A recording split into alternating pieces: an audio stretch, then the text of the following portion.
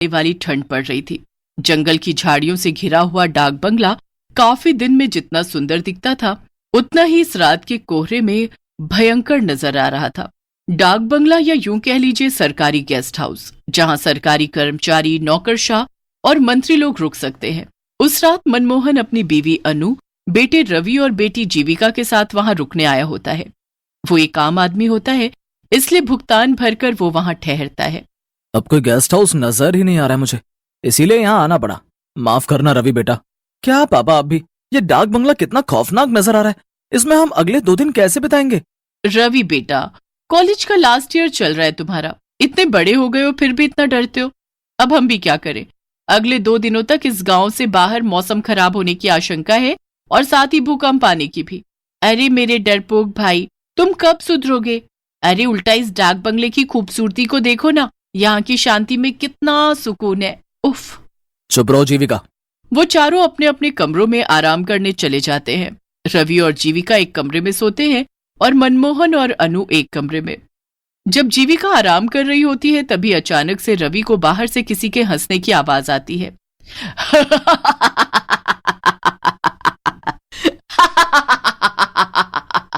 मेरे पास आओ, आओ, आओ मेरे पास आओ। ये किसकी आवाज है? कौन है? रवि के पसीने छूटने लगते हैं और वो बालकनी में जाता है। तभी उसे वहां कोई नीचे नहीं दिखता है और ना ही दूर दूर तक जंगल में कोई नजर आता है। यहाँ तो दूर दूर तक कोई नजर नहीं आ रहा है, फिर ये आवाज किसकी थी? जीविका, तुम पागल हो क्या? ऐसे कोई करता है क्या? मैं कितना डर गया एक पल के लिए। सॉरी, मैं तुम्हें बस इतना कहना चाहती हूँ कि तुम अपने मन में से इस डर को भगा दो। ये जगह दिखने में जितनी हॉन्टेड है उतनी असल में है नहीं यार। थोड़ी देर बाद वो चारों खाना खाने नीचे आते हैं।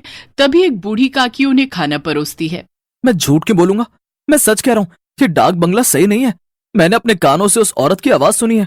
चुप करो यार भाई, मैं भी वहीं थी, तुम भी वहीं थे, तो उस औरत की आवाज सिर्फ तुम्हें क्यों सुनाई दी? मेरे कानों में क्या हड़ताल हो गई थी? हाँ। शट अप जीविका। हाँ बेटा, इतना मत घबराओ। लेकिन पापा। रवि बेटा, जैसा तुम सोचोगे वैसा ही तुम्हें महसूस होगा। तुम बार बार उसी बारे में सोचोगे तो तुम्हें वही सब नजर आएगा, वही महसूस होगा बेटा। चुपचाप खाना खाइए, वरना ठंड में जल्दी ठंडा हो जाएगा। वैसे भी डाक बंगले की दीवारों को शांति पसंद है, हल्ला नहीं। जी काकी। सभी खाना खाकर सो जाते हैं, लेकिन रवि को रात को नींद ही नहीं आती। वो हर वक्त बस उस आवाज के बारे में ही सोचता है। तभी उससे कमरे का दरवाजा अपने आप धीरे धीरे खुलते हुए दिखाई देता है। ये क्या? ये दरवाजा अचानक से कैसे खुल रहा है? ये सब क्या हो रहा है?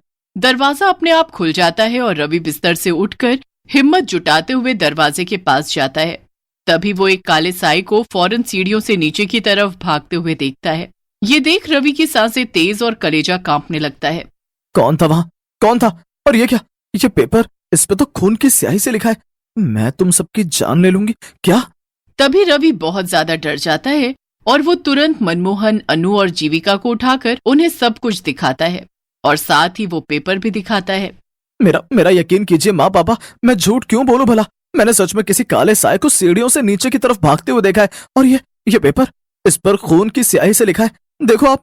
उस पेपर से वो सब लिखा हुआ मिट चुका था। ये देख रवि के होश उड़ जाते हैं। ऐसा कैसे हो सकता है? रवि, एक काम करो, तुम और जीविका हमारे कमरे में सो जाओ। चारों एक साथ सोएंगे तो किसी को डर नहीं लगेगा।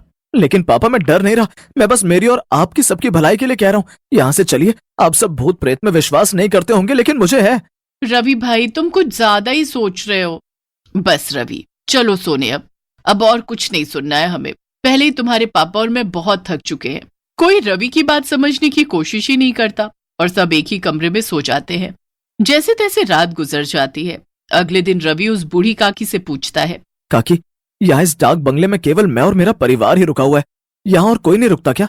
लोग यहाँ रुकने आते हैं, लेकिन अभी इस समय नहीं है। हटो यहाँ से, मुझे बाहर जाना है।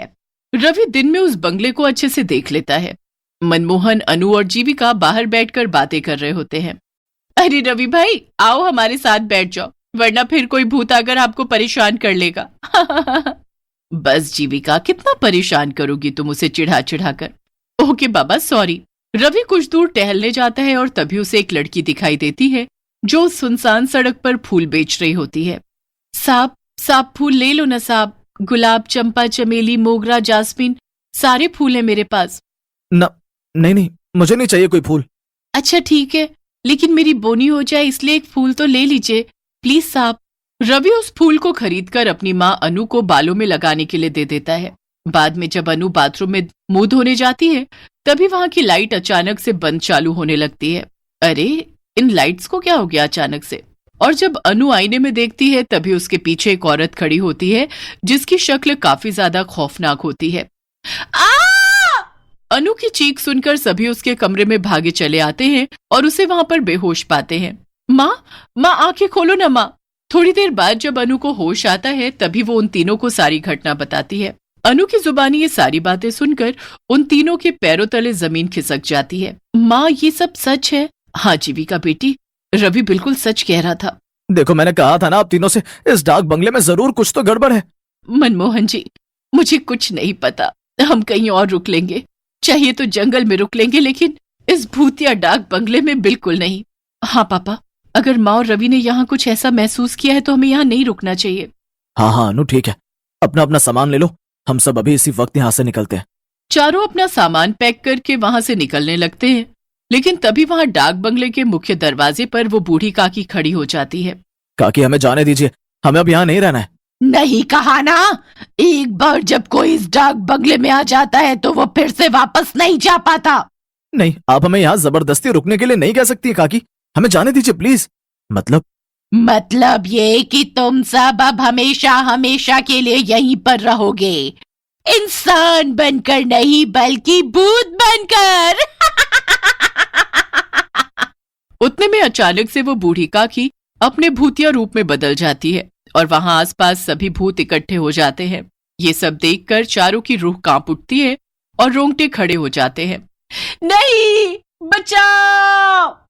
वो चारों भागने की कोशिश करते हैं लेकिन उनके पैर नहीं हिल पाते हैं और वो जमीन से चिपक कर रह जाते हैं। नहीं, हमने यहाँ रुककर बहुत बड़ी गलती कर दी, हमें यहाँ रुकना ही नहीं चाहिए था। बचाओ! ये हमारे पैरों को क्या हो गया? ये हिल क्यों नहीं रहे? हमें बख्श दो, हमें जाने दो, यहाँ से जाने दो, हमें जाने दो। नहीं, कहा था ना मैंने। अब तुम सबका अंत है, तुम सब भी हम भूतों की बिरादरी में शामिल हो जाओगे आज। ये तो वही फूल वाली लड़की है। यही तो इस डाक बंगले का नियम है, एक बार जो यहाँ पर आया वो वापस जिंदा नहीं लौट पाता, उससे तो मरना ही पड़ता है। ये सब मैंने शुरू किया था, क्योंकि कई सालों पहले इसी डाक बंगले में काम करते करते एक गेस्ट ने मेरी जान ली थी, क्योंकि मैंने उसे सोने की तस्करी करते हुए पकड़ लिया था और मैं उसका जुर्म पुलिस को बताऊं, इस डर के कारण उसने मुझे मार दिया, क्योंकि सभी इंसान ऐसे ही होते हैं, मतलबी और बुरे। सारे भूत अब उन चारों के पास आने लगते हैं और चारों काफी ज्यादा घबरा जाते हैं। लेकिन तभी हम यहाँ से भाग तो नहीं सकते, लेकिन अपने मुंह से भगवान को याद तो कर सकते हैं। माँ, पापा, जीविका, हनुमान जी ही अब हमें बचा सकते हैं। वो चारों एक साथ हनुमान चालीसा बोलना शुरू कर देते हैं। जय हनुमान ज्ञान गुण सागर, जय कपीस तिहु लोक उजागर, रामदूत अतुलित बलधामा, अंजनी पुत्र पवन सुत नामा। बंद करो, बंद करो। हनुमान चालीसा सुनकर सभी भूतों के कानों से खून निकलने लगता है और सभी एक के बाद एक खत्म होने लगते हैं, जिसके बाद चारों उनकी कैद से आजाद हो जाते हैं और वहां